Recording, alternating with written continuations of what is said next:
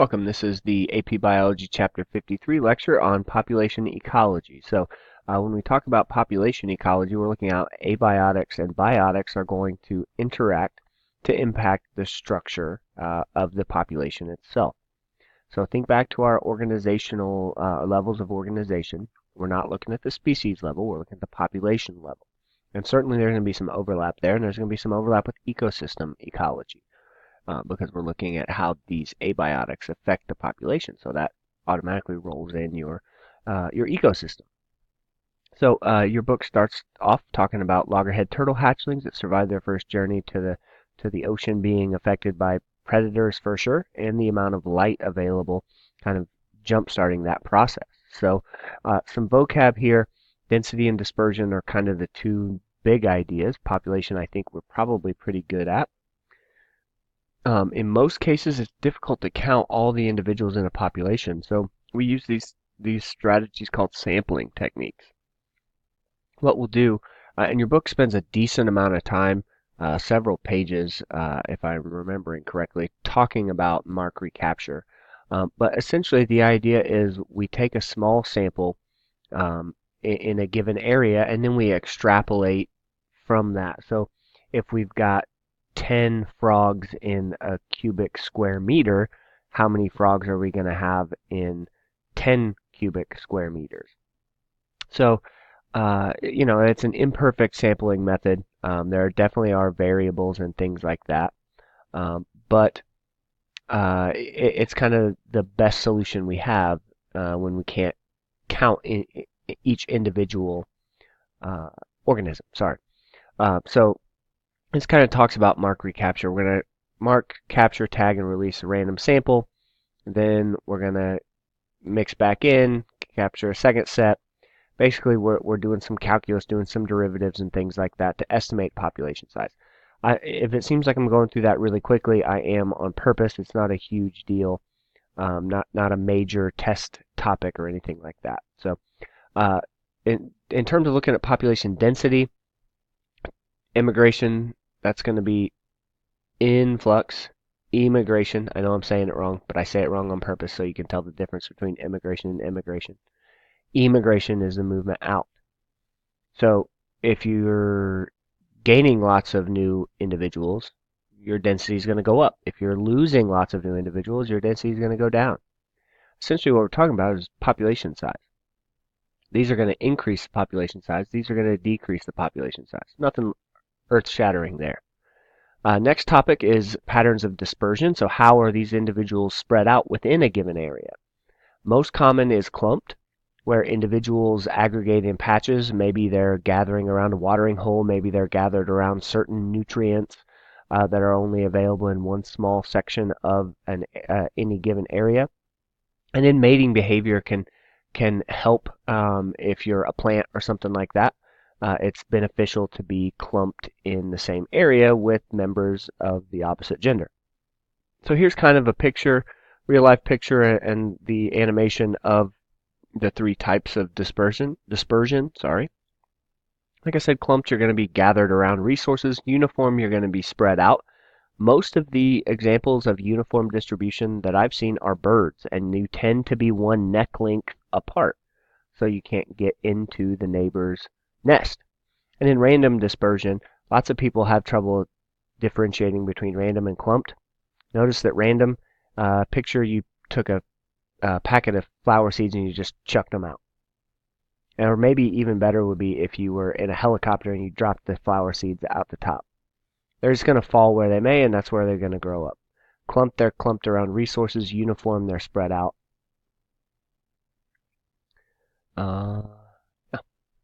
So moving on. We just looked at that one. Okay, so demography is going to be the study of populations and how they change over time. A lot of the issues that we're talking about here in terms of abiotics and biotics are going to be really fundamental in terms of demographics. We need to be able to look at a life table, which I'll show you on the next slide. Here, I'll just show you now. So what we're looking at is cohorts of individuals. So how many individuals are between 0 and 1, 1 and 2, 2 and 3. And it's not always by individual year. Sometimes it'll be 0 to 5. Or sometimes it'll be 0 to reproduction age. or something along those lines, depending on what you're trying to study in the population. Often males are ignored because only females produce offspring. So don't be surprised if you see a table that shows only females. And then the Belding's ground squirrels is a specific example that your book talks about, and it shows basically, so of the starting proportion, how many of them are still alive? By the time they get to 9 or 10, not very many. By the time they get to 2 or 3, not very many. So we've got a really high death rate here at the beginning of this organism's lifespan. Notice the reproduction kind of maximizes here. So you can look at the interplay between survival success and mating success. If you make it here, you're going to have a couple of offspring.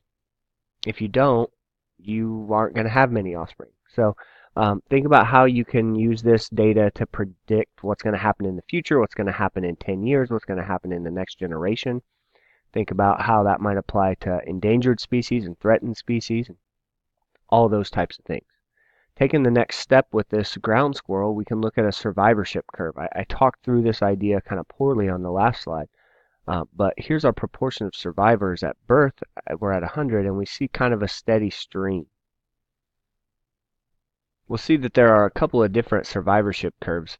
This is what's called a type 2 curve, where it's pretty consistent. There's not a sharp drop-off or a sharp drop-off anywhere else. There's just kind of a consistent death rate throughout the population's lifespan. Like I said, that's a type 2. Pretty constant death rate. Type 1 is going to be low death rate during early and middle life, so that should sound like humans. Type 3 is going to be the opposite, where lots of babies die, and if you survive, you make it to old age. So here's our type 1 curve. Lots of people survive to a certain point, certainly not everyone, but lots of people, and then quickly the numbers drop off.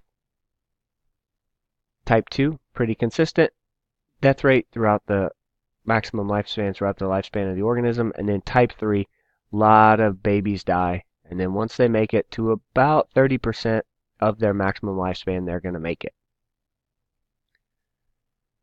Another big idea in demography is reproductive rates. So how often and how big are the reproductive events?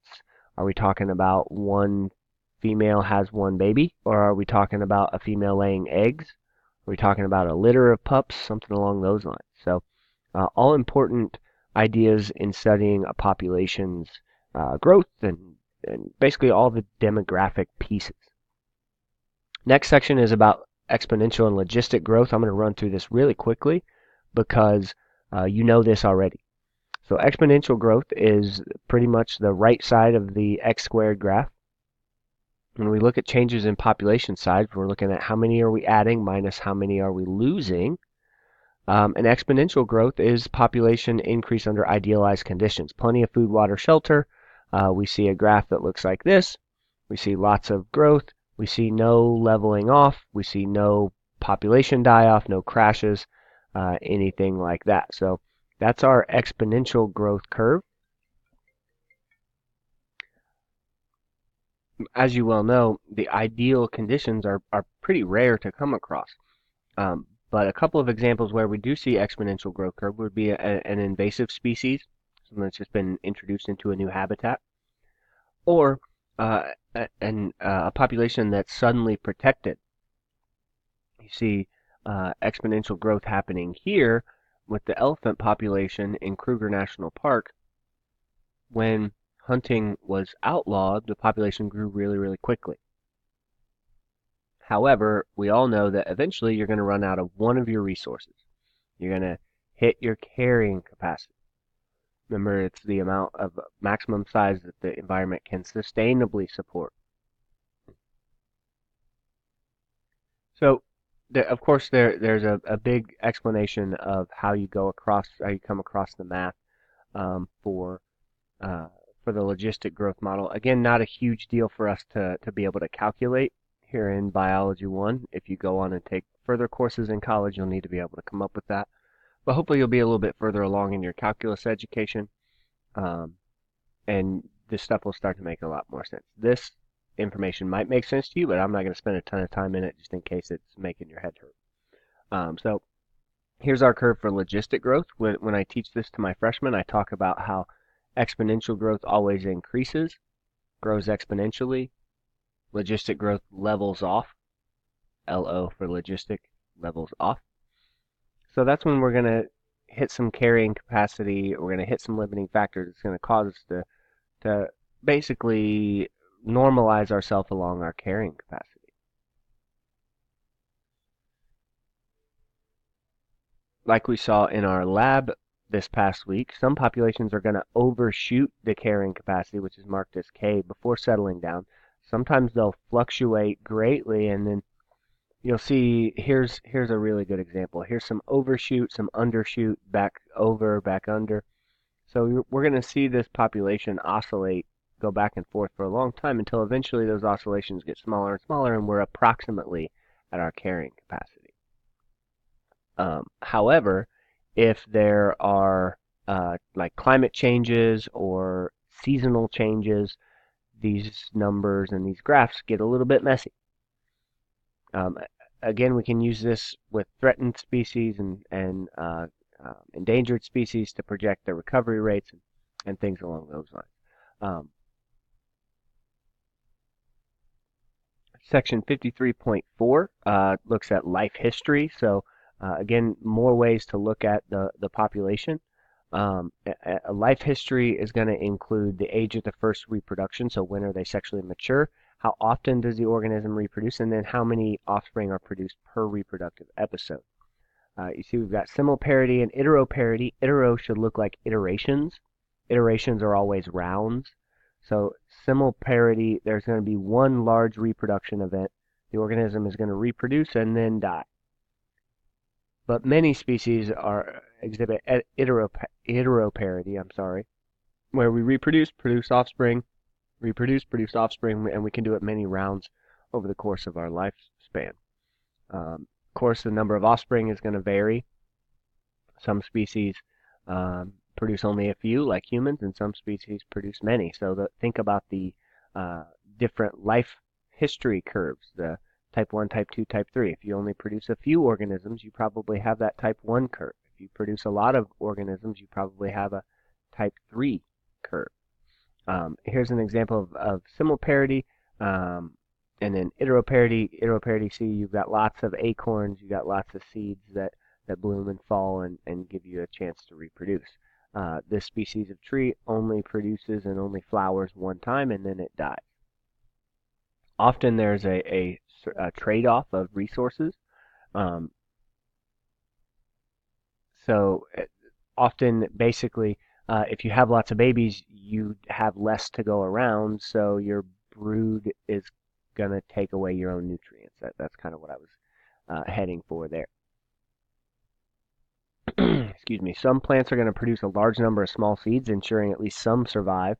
Others are going to produce smaller seeds that have larger energy, larger amounts of energy, larger amounts of nutrients, and so they're going to try and ensure that the few offspring they do have survive versus the type 3 plants that are going to just put them all out there and hope that somebody somewhere survives. What I've been trying to talk around are K-selected and R-selected traits. So K-selected species are really good in high population density. So K-selected species are going to have lots of babies. R-selected species are going to have just a few babies that are going to survive. So it goes along with those life curves. A type 1 curve is going to be an R-selected species. A type 3 curve is going to be a K-selected species. And then the type 2s are going to be somewhere in the middle. We talked about the difference between density dependent and density independent over the course of the lab. So think about what environmental factors stop a population from growing, typically food, water, shelter. And why are some stable while others are not? So we'll pick up with those two questions in video 2.